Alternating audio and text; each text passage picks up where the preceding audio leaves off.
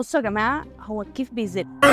Oh shit. يعني مثلا ماري كل يوم الصبح لازم تطلب قهوة من بره، وبتشوفوها في الستوريز وهي بتقلب الايس كوفي بتاعها. وانا مثلا بسأل سؤال، ليه وجع الدماغ ده لما هي ممكن تعمل القهوة دي في البيت؟ كلاي كريستنسن عمل بحث عشان يعرف ليه موظفين في الشركات بيشتروا ميلك شيك ماكدونالدز وهم رايحين الشغل الصبح بدري.